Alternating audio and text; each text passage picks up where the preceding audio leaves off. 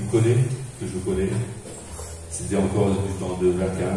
J'allais dans une église où c'était un rafraîchissement pour moi d'aller dans cette église, l'église de Pentecôte, qui est encore là, sur place.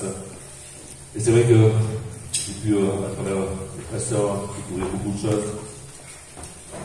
C'est lui qui m'a boosté pour être pasteur. C'est mon mentor dans ce domaine. Et je suis content aussi de voir son épouse. On peut l'applaudir, on peut l'applaudir.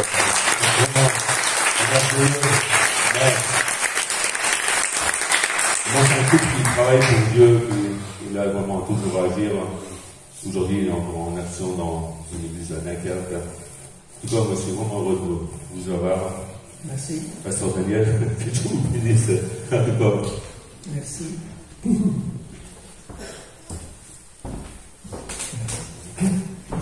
Juste une question.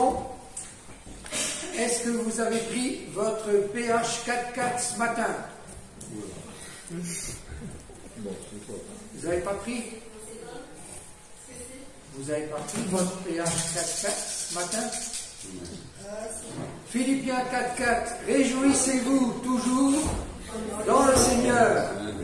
Je le répète, réjouissez-vous. On le dit ensemble. Réjouissez-vous toujours dans le Seigneur. Je le répète, réjouissez-vous. Alors demain matin, lorsque vous serez dans votre salle de bain devant la glace, demandez à la personne que vous voyez dans le miroir si elle a pris son pH 4,4. La Bible dit, poussez vers Dieu des cris de joie, vous tous, habitants de la terre. Bien, mes amis, mes frères et sœurs, ça n'est pas ce qui se passe. Hélas, on entend partout des cris amers, des cris de colère, des cris de détresse, des cris de désespoir et des cris de frayeur. Mais dans ce contexte délabré que nous connaissons, le peuple de Dieu est exhorté à une attitude différente. La Bible l'enseigne, c'est la joie du Seigneur qui sera notre force. Oui ou non? Amen.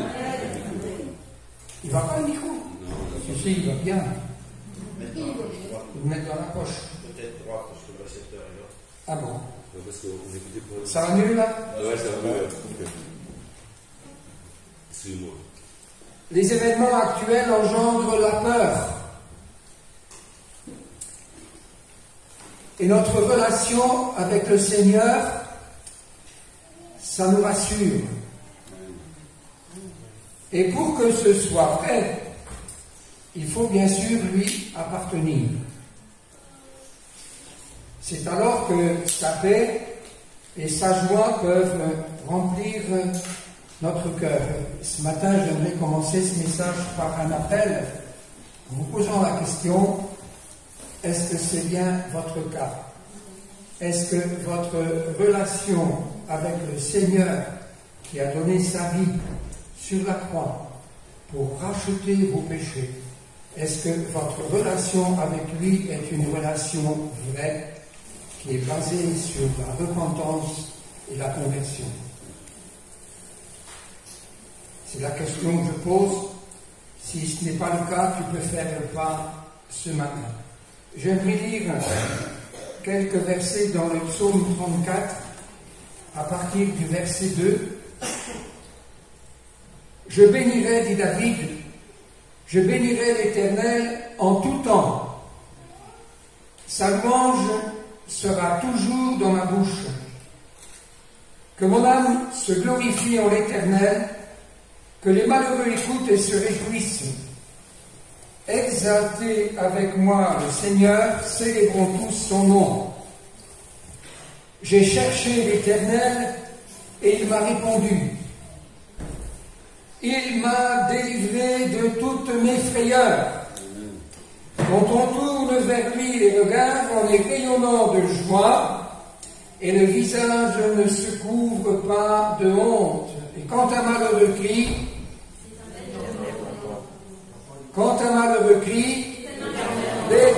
l'Éternel entend et il le sauve de toutes ses détresses. L'ange de l'Éternel campe autour de ceux qui le craignent et il les arrache au danger. Merci Seigneur pour cette parole formidable. Nous prions que ce matin ta parole soit reçue, honorée ici au milieu de cette assemblée. Merci Seigneur, dans les temps troublés que nous traversons, sois notre boussole, sois notre lampe, sois notre consolateur, sois Seigneur la source de notre joie. Nous te prions au nom de Jésus Père. Amen. Amen. Je veux m'arrêter sur ce verset, le verset 5. J'ai cherché le Seigneur, il m'a secouru, il m'a délivré de toutes mes frayeurs. Notre société s'enfonce dans la peur.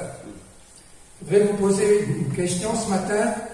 Vous est-il arrivé d'avoir une grande frayeur? Un moment particulier dans votre vie où vous avez la peur au ventre, où c'était vraiment très fort. Je vous pose la question, si c'est votre cas, levez un peu votre main. Est-ce qu'il y a quelqu'un qui n'a jamais eu peur de sa vie, qui lève la main, celui-là? Il n'y a personne qui lève la main. Je me souviens quand je faisais mon service militaire, ça remonte à loin, c'était la guerre d'Algérie. J'étais dans un régiment disciplinaire et ce jour-là j'étais de garde de nuit. C'était dans une petite guérite, il faisait noir, il faisait froid, c'était en janvier 62, il faisait particulièrement froid cette année-là. J'étais dans ma capote, le casque sur la tête et le fusil entre les jambes. Et j'étais dans ma guérite, je me protégeais du vent, et vous savez quoi? Je me suis endormi. J'ai dormi tout debout. Et quelqu'un est venu, c'était un de mes copains qui montait la garde un peu plus loin dans une autre guérite. Et lui, il a quitté son poste pour venir faire un petit brin de causette avec moi. Et quand il a vu que je dormais, il a dit de Nestor, je vais lui jouer un tour. Il a pris mon fusil. Et il est allé cacher mon fusil dans le fossé derrière. Et puis ensuite il est revenu et il m'a réveillé. Il a dit de Nestor. Et je me suis réveillé. Vous auriez fait quoi à ma place? Tout de suite, vous regardez où est votre fusil. Il n'y avait plus de fusil. Je me voyais déjà devant le tribunal militaire.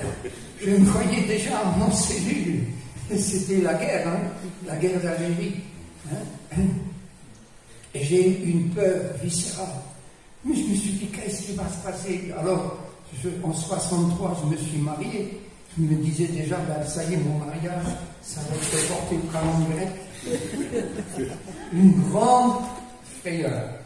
Et au bout d'un moment, quand il m'a laissé chercher un petit moment comme ça, et puis quand il m'a laissé exprimer ma peur, alors elle tiens, là ton flingue, c'est lui qui l'a sorti. Je ne savais pas s'il fallait que je le boxe ou que je l'embrasse. Alors chacun de vous, vous pourriez passer ici sur cette estrade et raconter une petite anecdote de comment vous avez eu une grande frayeur. Notre société s'enfonce dans la frayeur. Elle s'installe partout. Les événements au Moyen-Orient, les actes terroristes, ici et là, font monter le niveau de la peur. La peur a toujours existé, mais elle grandit de plus en plus dans le monde. Et une fois de plus, la Bible n'est pas en retard. Et la Bible met l'accent sur l'augmentation, sur la croissance de la peur. Le niveau de la peur va monter de plus en plus. Et la Bible enseigne, il viendra un temps où les hommes rendront l'âme de frayeur à cause des choses qui surviendront sur la terre. Et Jésus lui-même, dans l'évangile de Matthieu, a parlé de l'enlèvement des siens et des événements à venir. Et il a dit que le soleil allait s'obscurcir, rien que ça, que la lune ne donnerait plus sa lumière, que les étoiles du ciel tomberaient et que les puissances des cieux seraient ébranlées. Et quand il a dit ça, c'était dans le contexte de son retour et de l'enlèvement de l'Église. Et le retour et l'enlèvement de l'Église ne devrait pas nous effrayer, ou tout au moins, ça ne devrait effrayer que celles et ceux qui ne lui appartiennent pas au Seigneur, ou alors celles et ceux qui ne marchent pas avec lui.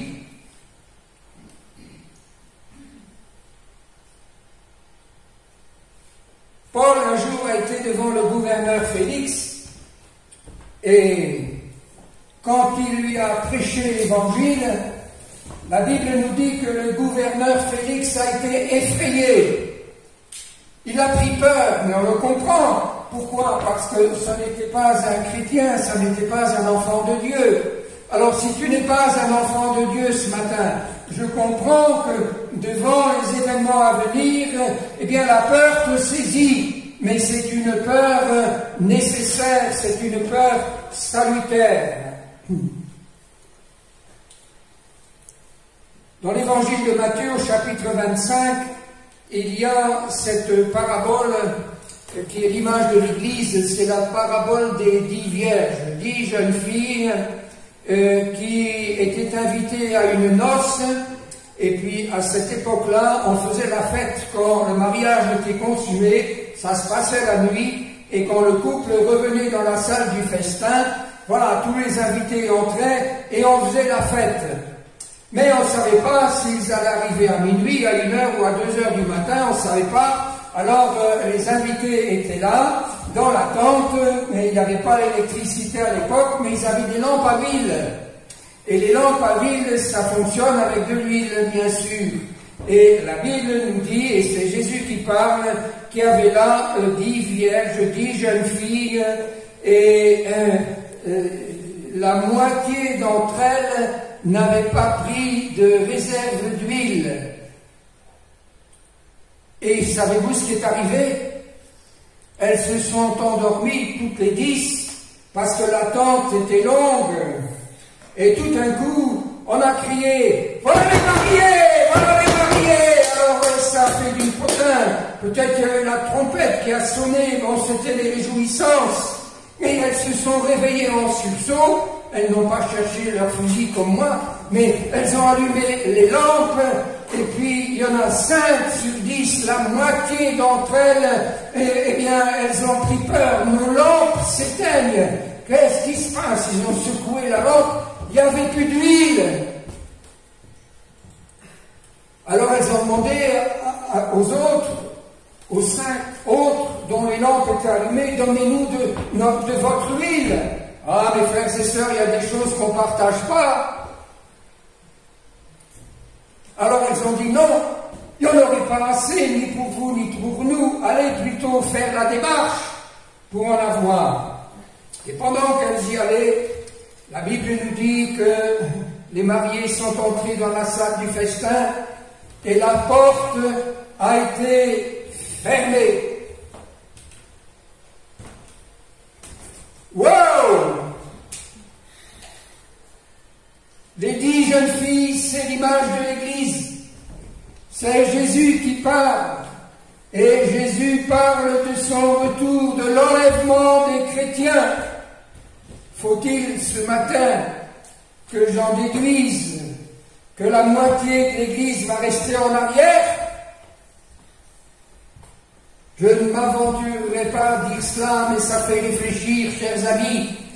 Et je te pose la question ce matin, si pendant ce culte, à l'heure même où je te parle, si la trompette retentissante se faisait entendre, et si le Seigneur revenait pour chercher les siens, je te pose la question, est-ce que tu partirais avec lui que tu resterais en arrière? What is the question, diraient les Anglais. C'est la question essentielle qu'il faut que tu te poses. Les 10 jeunes filles représentent l'Église. 5 d'entre elles avaient été rejetées. Pourtant, elles s'étaient ressaisies.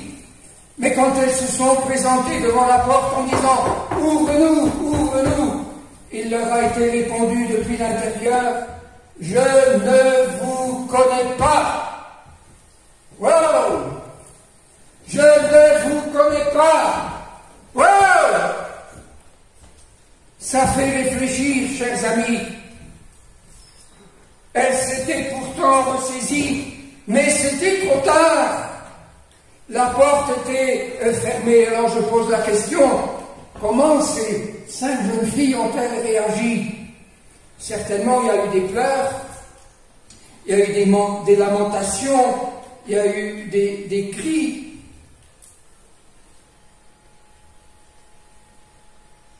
Les chrétiens sont invités aujourd'hui plus que jamais à se préparer à l'enlèvement et à sanctifier leur vie, de peur de rester en arrière le jour de l'enlèvement. Et le livre de l'Apocalypse nous met en garde. Elle nous enlève les illusions. Elle nous dit les lâches, les incrédules, les abominables, les idolâtres, les meurtriers et tous les menteurs. Leur part sera dans les temps de feu et de soufre. La guerre fait peur. Le terrorisme fait peur. La violence dans nos écoles et dans nos rues, ça fait peur. Mais ce qui devrait nous faire le plus peur, c'est les temps de feu et de soufre, là où ira Satan et ses anges et ses démons, et celles et ceux qui ne connaissent pas le Seigneur et qui ne lui appartiennent pas. C'est de cela qu'il faudrait que nous ayons peur, et de rien d'autre. David disait dans le psaume 34, « Il m'a délivré de toutes mes frayeurs. » Qu'est-ce que c'est que la frayeur? C'est l'émotion qui accompagne la prise de conscience d'un danger ou d'une menace. C'est un danger qui peut être réel ou alors c'est juste dans sa tête, c'est imaginaire.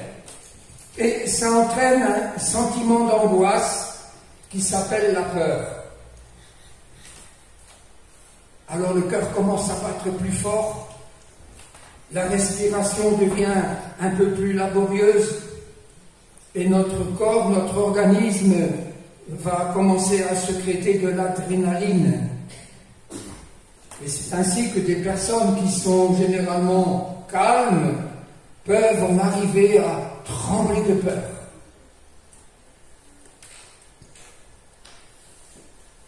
Ça peut envahir le plus fort. Moïse, qui était le conducteur du peuple hébreu, un jour, il a dû s'enfuir du pays d'Égypte parce qu'il avait tué quelqu'un. Il était devenu un meurtrier.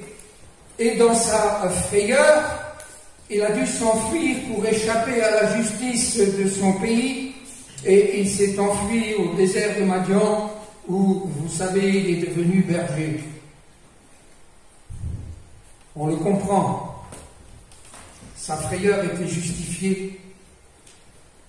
Il y en a d'autres qui ne le sont pas. Des gens qui ont peur de l'orage. Ça peut faire rire. Mesdames, vous avez peur des souris? Ah ouais, dit la dame. Et la peur des araignées. Hein? Ça fait rire. Il y a d'autres frayeurs qui sont compréhensibles et qui concernent un grand nombre de personnes. C'est la peur de la maladie, la peur de la mort, la peur de la souffrance, la peur du lendemain, la peur de ne pas arriver à joindre les deux bouts, la peur de la violence, la peur des voyous, des voleurs, la peur de l'échec, la peur du qu'en dira-t-on, la peur du regard des autres, la peur de parler en public, de prendre position. Aujourd'hui, vient s'ajouter à tout ça la peur du terrorisme, la peur de la guerre, et ça s'est invité partout. C'est un phénomène universel, et Jésus, le Fils de Dieu, qui a quitté sa gloire pour venir dans le monde, la Bible dit qu'il a paru comme un simple homme. Et comme chacun de nous, le Seigneur Jésus a connu la frayeur lui aussi. Avoir peur, ça n'est pas un péché, c'est juste la conséquence du péché. La Bible nous dit que Jésus, il a pris nos péchés sur lui. Il est allé à la croix, ce n'était pas à cause de ses bêtises, à cause de ses péchés à lui, à cause de ses fautes, c'était à cause des miennes et des tiennes. Il a payé le prix de ton rachat. Et la Bible nous dit que juste avant de mourir, alors qu'il était dans le jardin de Gethsémani, il savait que les soldats allaient venir pour le prendre, il savait qu'il allait souffrir, il savait qu'il allait mourir, qu'il allait être crucifié. Et la Bible nous dit, il commença à éprouver de la frayeur et des angoisses. Lui, Jésus, le Fils de Dieu. Pourquoi? La Bible nous dit que Dieu a envoyé un ange pour le fortifier. On y reviendra. Avant d'aller plus loin dans mon propos ce matin, je souligne que la peur a parfois un aspect positif. La peur du gendarme, ça te pousse à respecter le code de la route.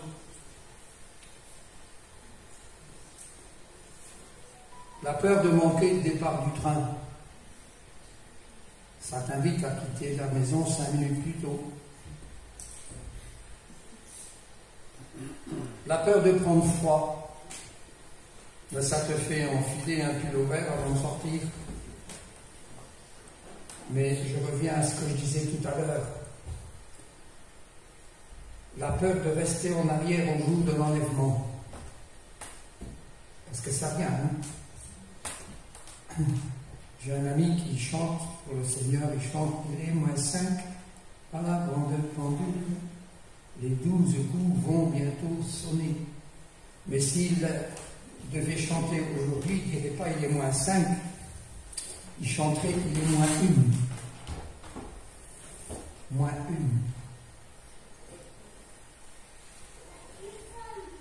Et la peur de rester en arrière,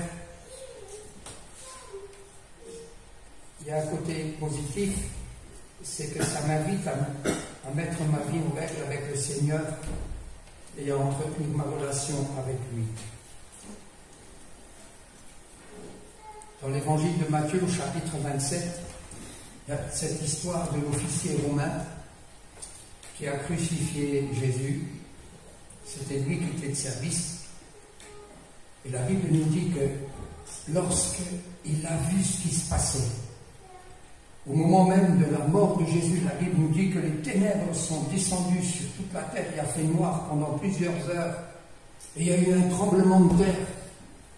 Et en même temps, Jésus s'écrit « Je remets, Père, je remets mon esprit entre tes mains. » Et la Bible nous dit que cet officier romain, il a été saisi de frayeur.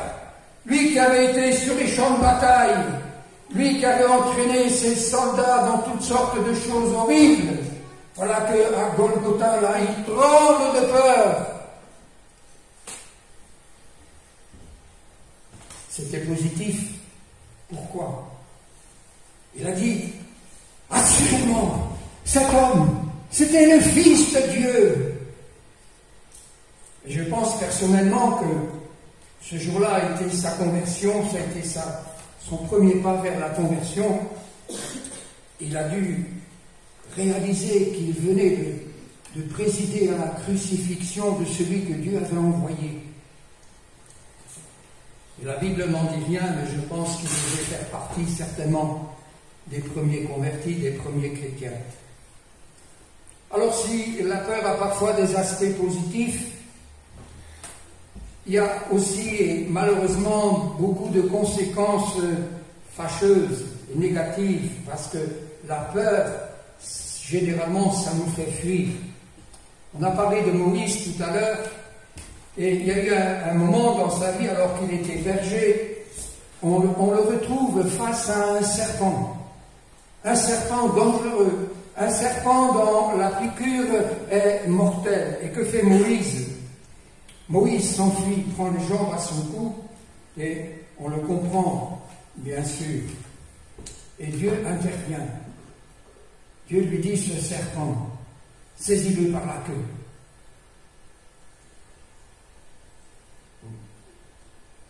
Vous vous rendez compte ce que Dieu lui demande? Alors qu'il tremble de peur. Si Dieu lui avait demandé de le prendre par la tête, c'eût été différent. Mais le Seigneur lui dit de le prendre par la queue. Ça veut dire, si tu le prends par la queue, il va se retourner contre toi, il va te piquer. Dieu est en train de dire à Moïse, résiste à la frayeur.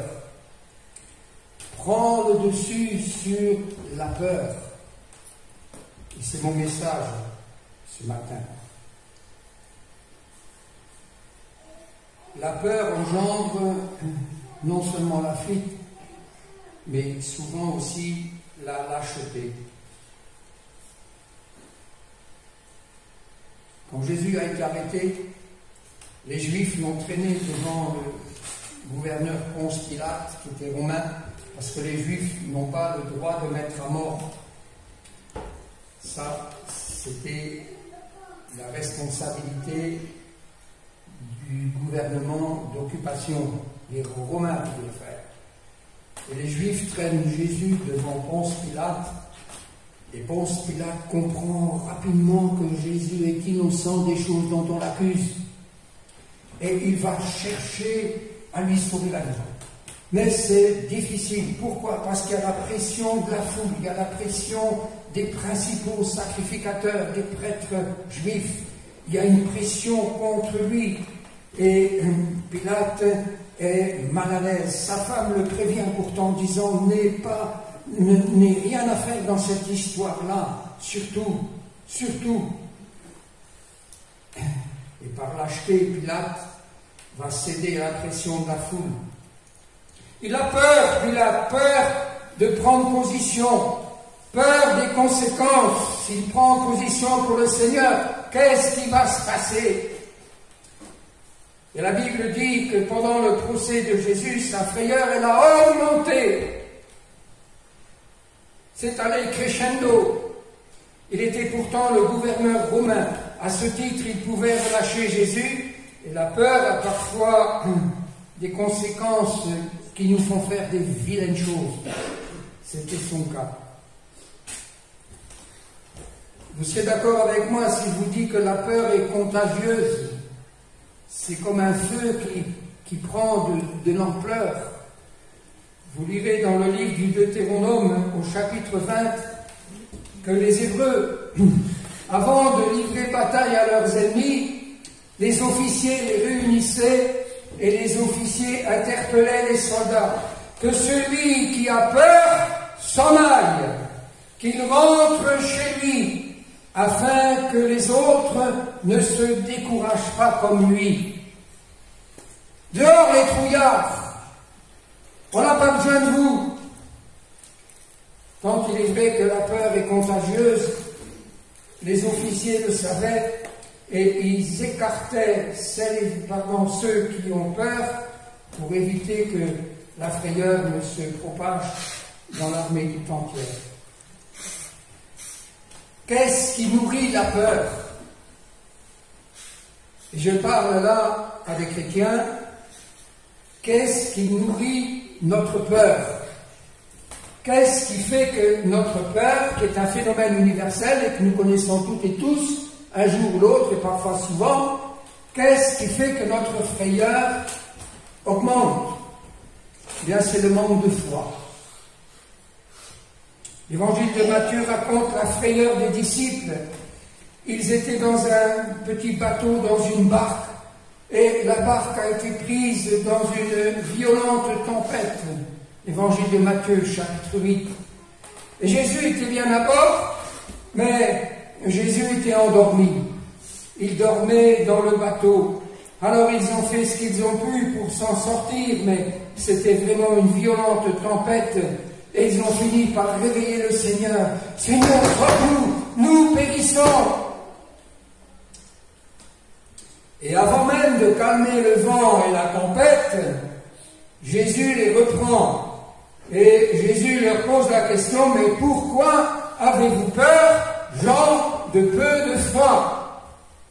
Jésus est en train de leur dire, et il nous le dit aussi à nous, c'est le manque de foi qui nourrit la peur. Ça vient d'où la peur? La peur a son origine dans le jardin d'Éden. Lorsque Adam a dit à Dieu, j'ai entendu ta voix dans le jardin et j'ai eu peur. Tiens donc, c'est nouveau ça. Tu connaissais pas la peur avant. Comment se fait-il que maintenant tu aies peur? C'est tout simple.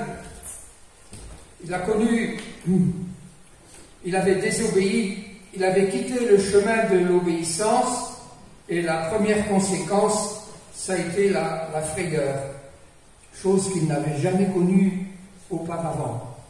Ce qui m'amène à vous dire, mes frères et sœurs, et je le dis aussi à moi, quand on quitte le droit chemin, on comprend que la frayeur arrive. Je prends l'exemple des fils de Jacob. Jacob qui est devenu Israël. Jacob avait une famille nombreuse. Il avait beaucoup de fils. Et ils avaient vendu leur petit frère. Ils étaient jaloux de lui, ne pouvaient pas le voir en peinture. Et ils ont fini par le vendre à des marchands d'esclaves pour quelques pièces d'argent.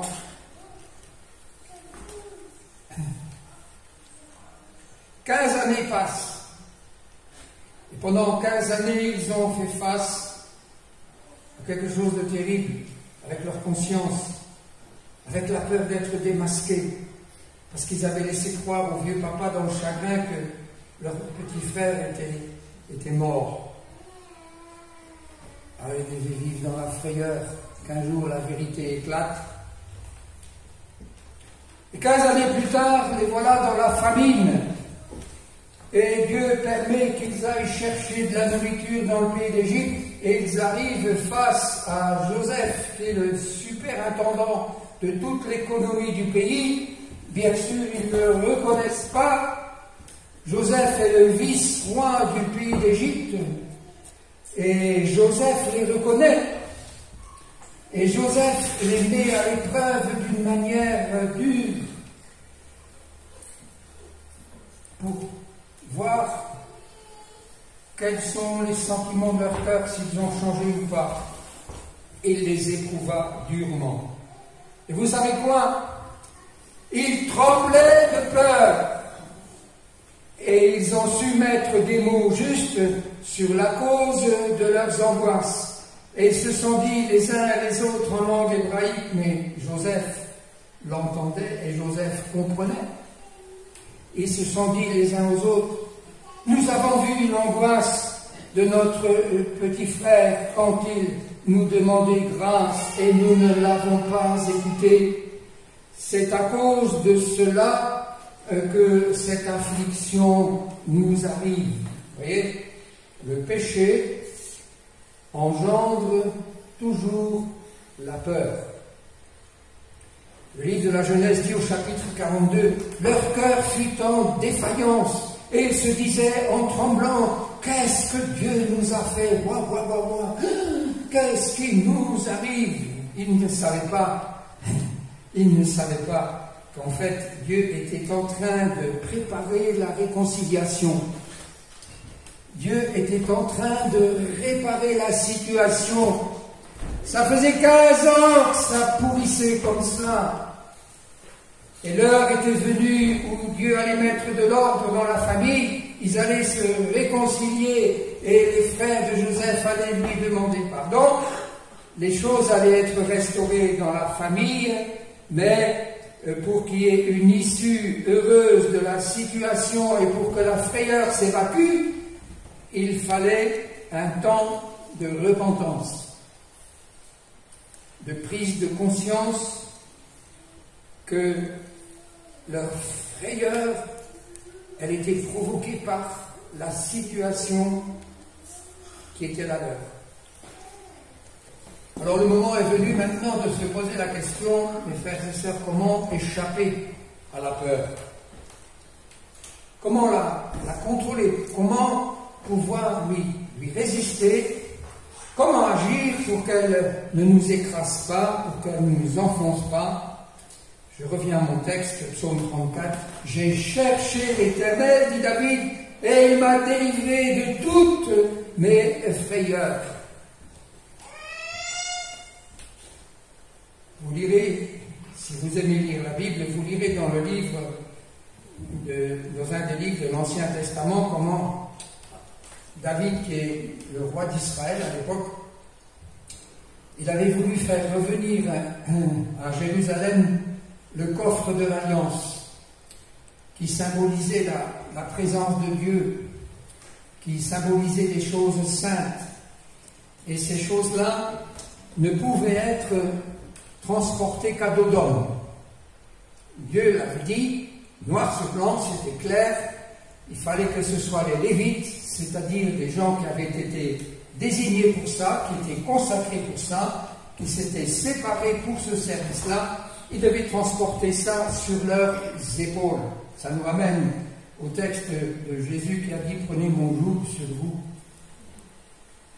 Et David, son idée était bonne. Il voulait que le coffre de l'Alliance revienne à Jérusalem parce qu'il avait été pris par les ennemis de la nation.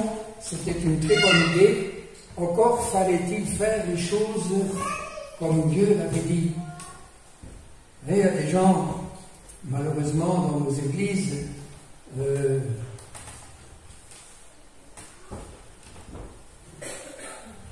j'en prends, j'en laisse. Ah, t'en prends, t'en laisses. Ah, c'est dangereux. Hein?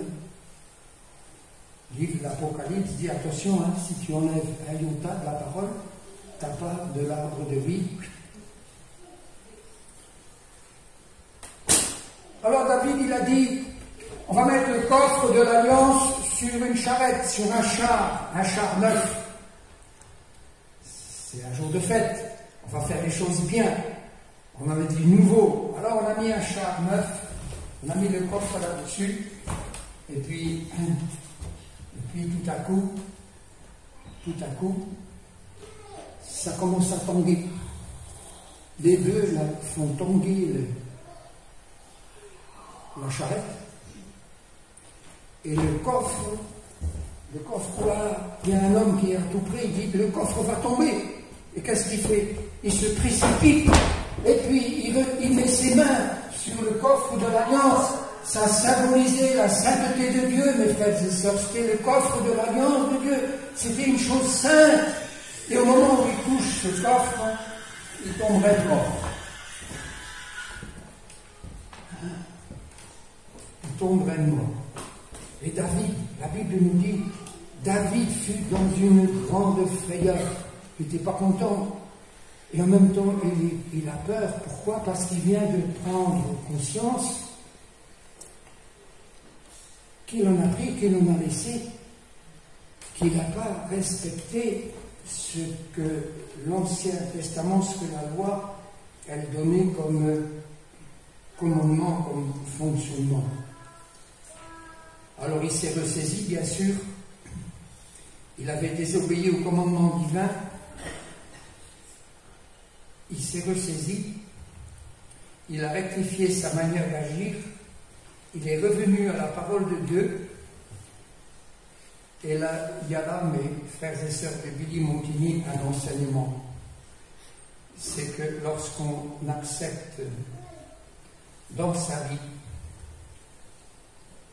l'autorité des Saintes Écritures dans le domaine du couple, dans le domaine de l'éducation des enfants, dans le domaine de la vie professionnelle, dans le domaine des loisirs, ça ira bien. Mais si tu fais comme David, si t'en prends et si t'en laisses,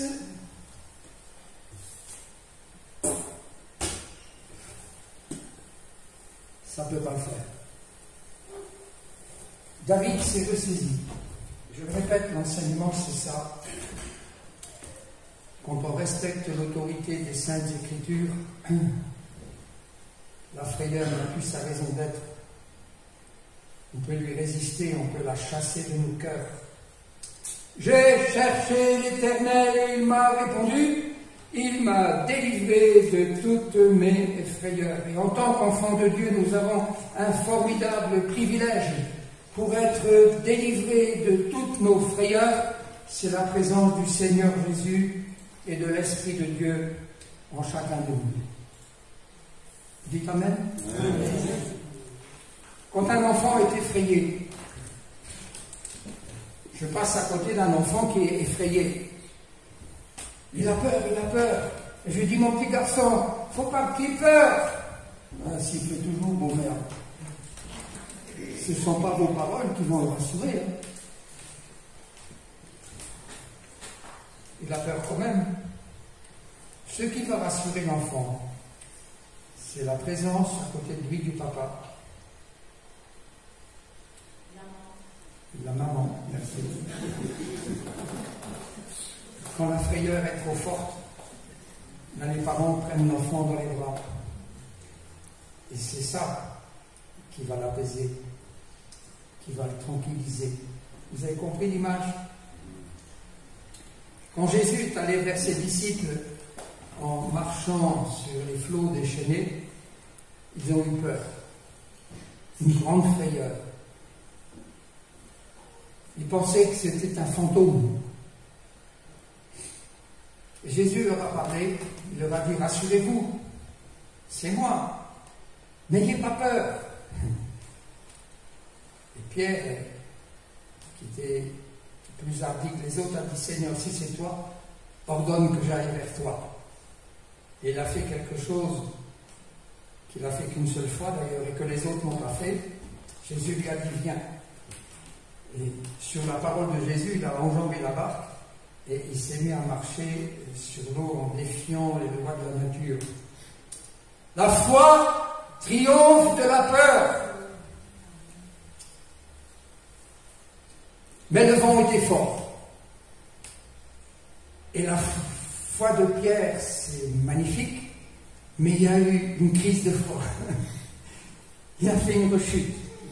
Voyant que le vent était fort, il eut peur. Et tout de suite, il commença à enfoncer dans l'eau. Il ne savait pas nager en plus. Alors il a crié, « Seigneur, sauve-moi !» Jésus l'a saisi par la main en lui disant, « Homme de peu de foi, homme de peu de foi, pourquoi as-tu douté ?» Ce qui m'amène à dire, c'est le manque de foi nourrit la peur. Pierre a pris peur quand il a regardé en bas. Il marchait vers Jésus. Et tant qu'il avait les regards fixés sur Jésus, ça marchait bien. Mais quand il a regardé en bas, quand il a regardé à ses pieds, il a vu que les vagues étaient violentes, il a vu que le vent était fort et il a commencé à enfoncer. Tu comprends ça? Tant que tu regardes vers le Seigneur et tant que tu marches avec lui, tu n'as pas besoin de céder à la peur. Tu peux la connaître, mais tu peux lui faire face, tu peux la dominer, la contrôler. Pierre devait garder les yeux fixés sur Jésus et saisir sa main. C'est ce que la Bible nous enseigne. Attachez-vous aux choses d'en haut, et non pas à celles qui sont sur la terre. C'est alors que vous serez armés pour résister à l'angoisse, à la frayeur. Bannis l'inquiétude, dira le prophète Ésaïe. Chasse l'inquiétude, tu n'as rien à craindre. Chasse la frayeur, elle n'approchera pas de toi. Ésaïe 54. Ne crains rien, car je suis avec toi. Ne promène pas des regards inquiets, car je suis ton Dieu. Je te fortifie, je viens à ton secours et je te soutiens de ma droite triomphante. Le remède le meilleur contre l'angoisse, c'est le sentiment de la présence en nous de celui qui nous aime.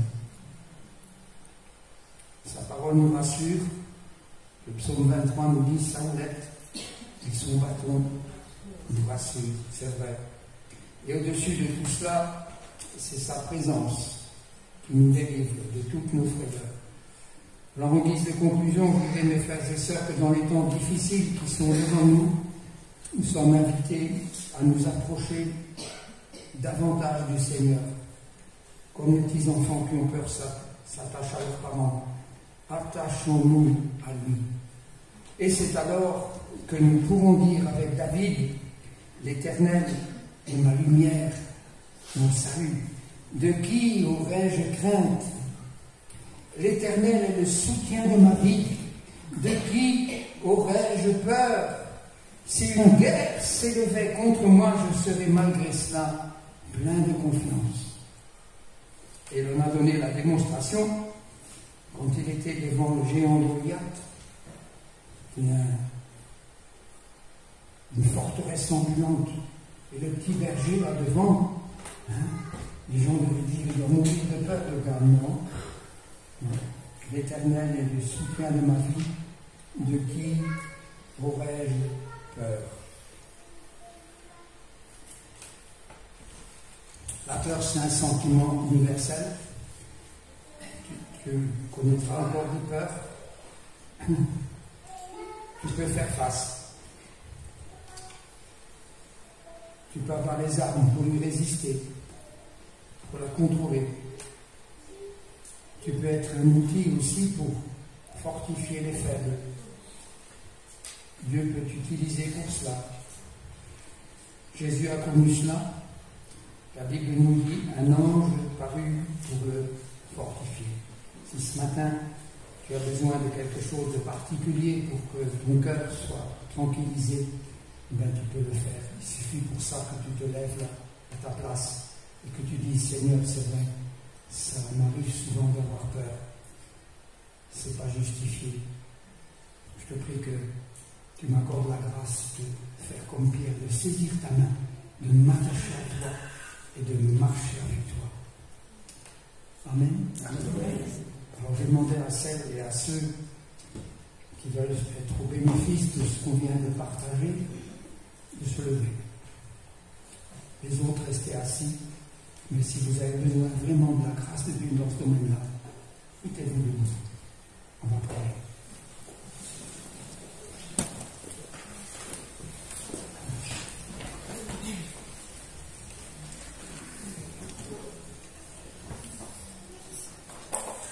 Tu sais ce que c'est, Seigneur, d'avoir peur.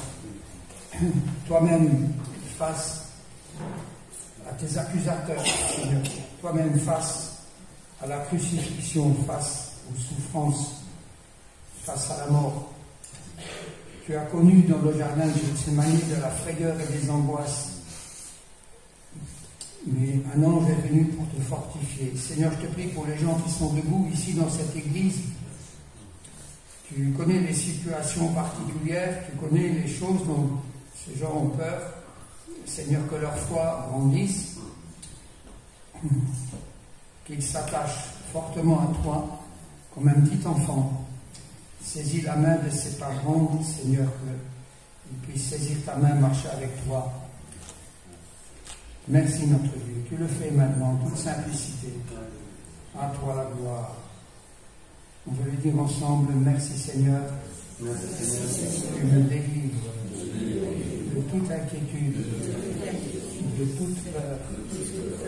Merci parce que ta présence nous rassure. Nous voulons nous attacher à toi, saisir ta main. Merci pour ton prochain retour. Nous voulons marcher avec toi, parce que le meilleur est devant. À toi la gloire. Amen. Amen.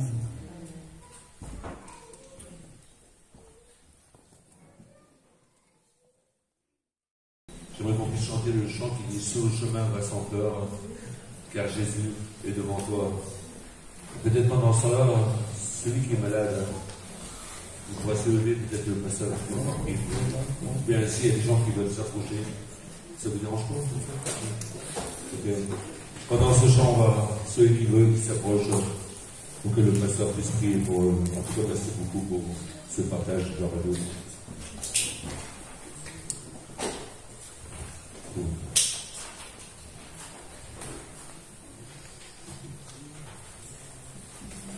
Si quelqu'un a besoin, vous vous approchez.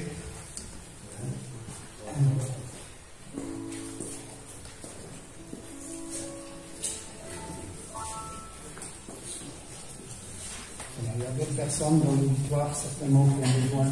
Approchez-vous. Nous prions ensemble. C'est le moment.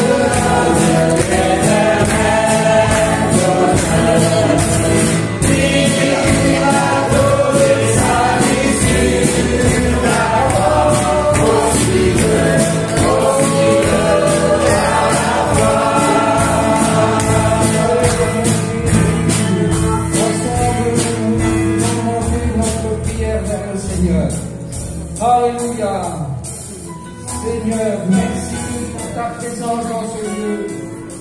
Seigneur, ta présence nous rassure face aux difficultés qui nous attendent demain. Seigneur, et dans les semaines, les mois, les années à venir, si tu tardes, Seigneur, nous pouvons être dans la paix de Dieu qui surpasse toute intelligence. Et nous prions que la paix de Dieu remplisse notre cœur. Seigneur, je te prie pour tous les amis qui se sont avancés, pour mes frères et sœurs dans la foi. Je te prie, Seigneur, que tu leur accordes la grâce de s'attacher à toi maintenant. Tu vois toutes celles et tous ceux qui prennent la décision de s'attacher fortement à toi, comme un petit enfant saisit la main de son père. Seigneur, que chacun ici maintenant saisisse ta main. Seigneur, que ce ne soit pas du cinéma, que ce ne soit pas, Seigneur, des paroles comme ça, des gestes par émotion, mais que ce soit vrai, Seigneur, et c'est la garantie de la sécurité. Merci parce que celui qui est avec nous, il est plus fort que celui qui est dans le monde. Merci Seigneur, tu chasses la frayeur de nos cœurs, tu nous rassures. Merci Père, et à ton nom soit l'honneur, la gloire, la majesté, dans le nom de Jésus, on a prié, et tout le monde dit Amen. Amen. Amen. Que Dieu vous bénisse.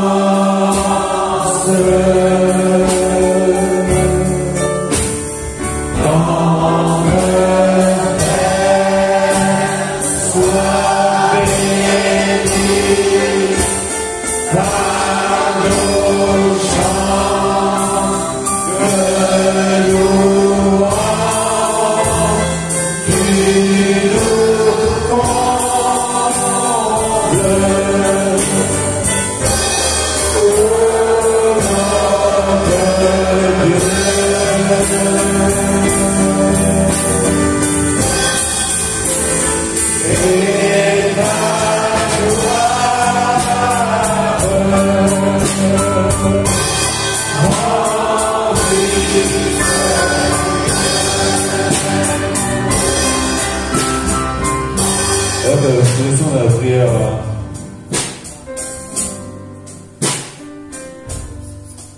Laissez-vous envoyer par la présence de Dieu. Des gens qui sont venus depuis des années, partis, des va-et-vient. Peut-être une église, mais comme tous les autres dimanches, rien ne changera. Je veux te dire, j'ai vraiment à cœur que, alors que tout le monde a les yeux fermés, que tu puisses faire un acte de foi, en levant ta main, en disant aujourd'hui, je veux que ma vie elle change. Là où tu es, oui, que Dieu te bénisse, que Dieu te bénisse, que Dieu te bénisse, que Dieu bénisse tes mains qui se lèvent. Lève ta main pour dire au Seigneur, je veux de toi, je veux de ta gloire. Tous les gens qui sont approchés déjà, que Dieu vous bénisse.